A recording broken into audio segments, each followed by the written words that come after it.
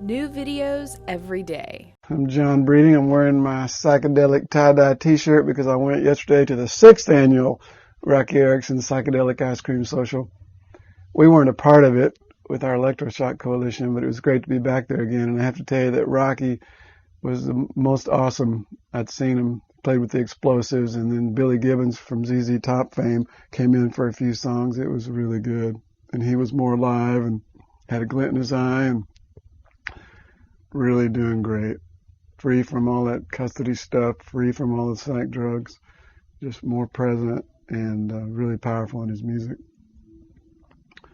What I wanted to talk about for a few minutes today is authentic healing, really. You know, I wanted to say a few thoughts about, just to think about in terms of helping people who seem to be having a hard time.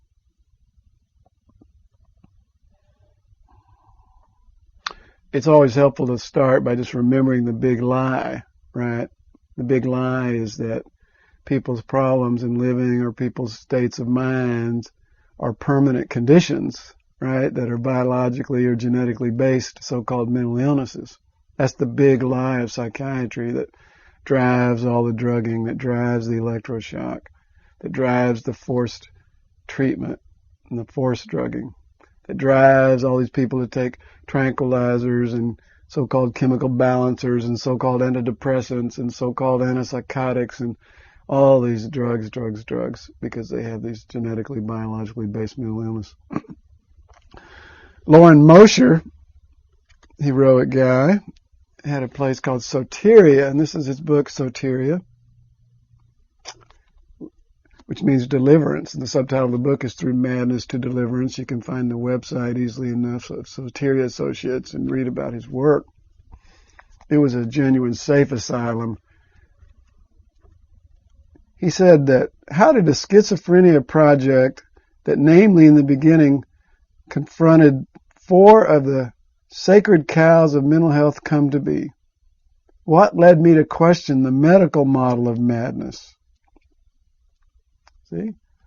Lauren believed that so-called schizophrenia or any so-called mental illness was just due to relational and psychosocial dynamics. He rejected the sacred cow. What led me to question the necessity that hospitals treat this disease, in quotes? See? He said, let's just get in a home and let's not even use professionals, right? What led me to question the usefulness of neuroleptic drugs, antipsychotic drugs? See? Not necessary and harmful.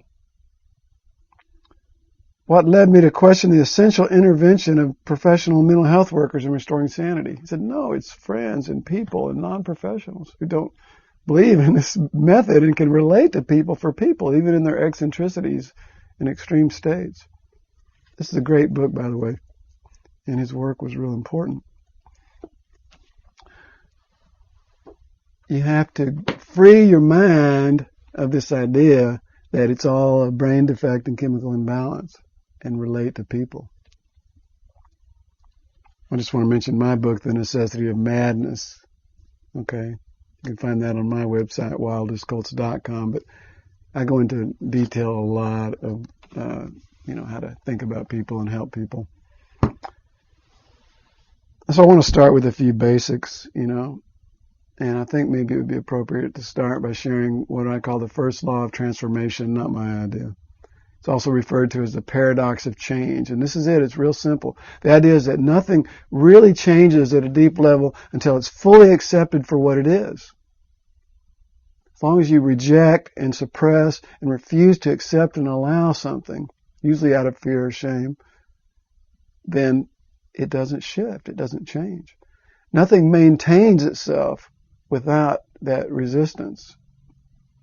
Everything eventually changes and transforms. So the idea is that you have to relax and trust and allow something to be and express itself, and then it will go through whatever it needs to go through. That's the nature of life and growth and change. It definitely includes extreme states of mind. It's good to keep in mind. The first note I have here regarding a few basics is just the idea of time and space. Just get oriented a little bit here. This too shall pass. Things do not endure over time. Extreme states of mind are not permanent conditions. Distress is not a permanent condition. The concept of permanent conditions, permanent mental illnesses and stuff as a condition, as a state that you have and will have, makes it impossible to change and transform and grow because it is a negation of reality. And it puts a fear and it puts a false premise, a big lie in there that there's this brain disease when there's not.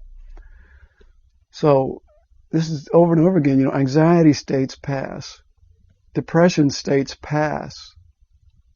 So-called psychosis passes with time, even if you don't do anything else. And then space, what about space? How about a space of safety? How about a space of safe asylum? How about a space of allowing? See what I'm saying? These are the keys. You bring yourself into that orientation. It's not easy to do. Some crises take a little while.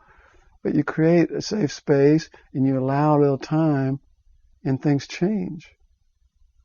It seems almost absurdly simple, but it's difficult to stay in present time and space and not let our fears and reactivity run us. If you want to help anybody, the first thing you do is bring yourself into this space of calm and relaxed confidence. Right? Okay, another basic premise, in orienting towards life and human beings, is this idea of multidimensionality, Don't get trapped in this idea that this is one little dimension that's causal in everything, right? So people are unique and there's multi-causes for things that look the same. So just for example, you start physically, something going on physically, right? Sleep deprivation causes all kinds of havoc, right? Just an example. Nutritional deficits cause all kinds of havoc. Nutritional imbalances, allergies, toxins. Sometimes they have a real effect, right? Sleep, rest, nutrition. Got the idea.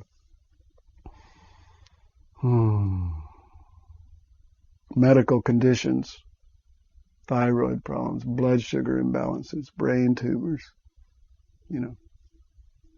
severe toxicity, repeated antibiotic use that's wreaked havoc with your system. All these things can cause all kinds of so-called symptoms.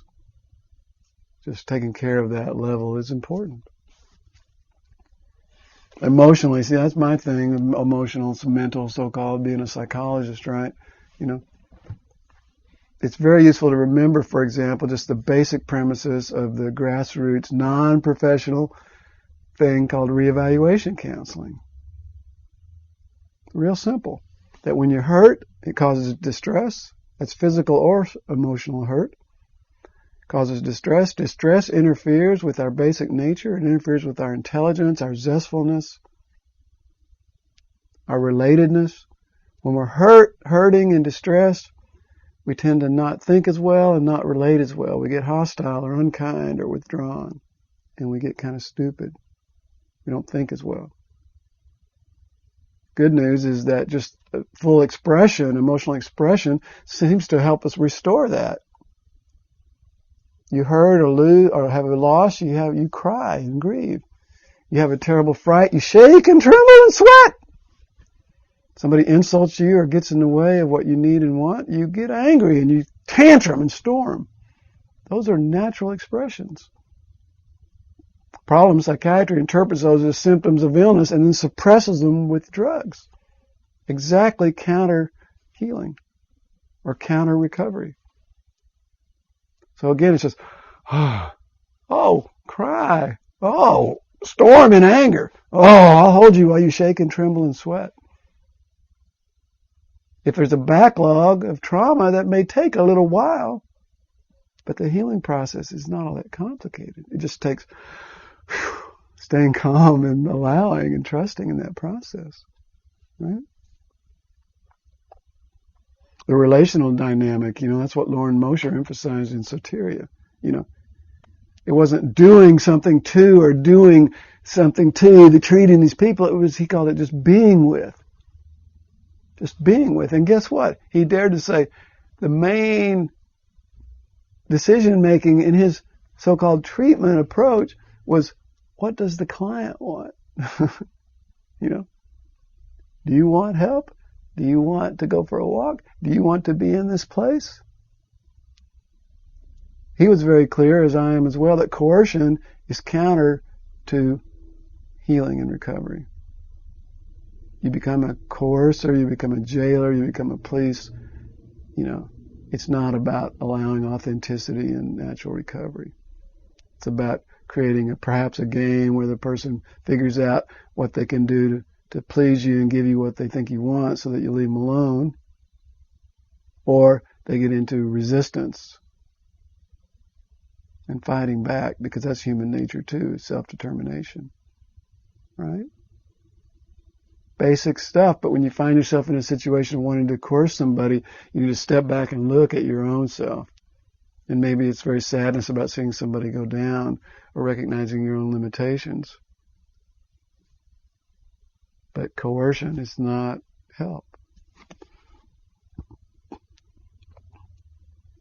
A lot of times, though, getting somebody out of a coercive situation or out of a situation where somebody else has power over them and is kind of suppressive, thrives on putting people down or being negative towards them or about their lives. A lot of times getting that person away or helping that person get away, and they just do way better. So there is this thing called change by removing from a suppressive source. That's real. It's something to think about. The spiritual dynamic, there's a group called the Spiritual Emergence Network. At least it was very active 15 years ago.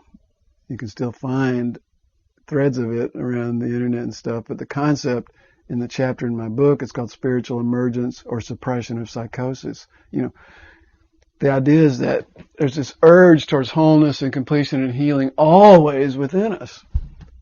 So just like our body throws off toxins by vomiting or diarrhea or whatever, poisons, right? We do that psychically as well.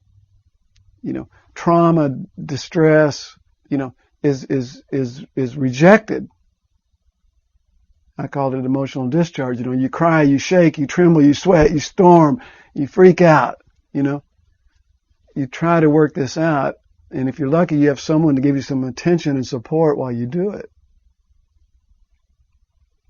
But the world is mysterious, and consciousness is vast. So all kinds of things can be emerging, and, if you're smart, you're not going to be putting too much energy in trying to exactly act as if you know what a person is going through and exactly why they're going through this and exactly what it is they need to go through. What you can do is trust it. If you make it safe and allow them to go through it, they will get through it. And if they're allowed to really go through it, they'll probably come out a deeper, wiser, more mature person eventually. All I can tell you is I've seen people go through the most extreme states of mind, and I've seen people off the tracks for a long time. Roky Erickson's a great example, off the tracks for a way long time, But what happened? Physically, he got his teeth cleaned up. That was a severe problem. He got some nutrition. He got safe asylum. He got good care physically. Got good support emotionally. Got caring people around him. I did a tribute to Sumner Erickson recently that you can find on YouTube. He got his passion back with his music. Yesterday at the 6th annual Roky Erickson Psychedelic Ice Cream Social at Threadgill's here in Austin, I was there in my psychedelic tie-dye. He played as good as I've ever saw him with a glint in his eye. And here's a guy who's chronically severely schizophrenic, mentally ill, blah, blah, blah. He'd been hurt, sure, by all those drugs and electroshock and everything else. But the human spirit is incredibly resilient when the resources come forward.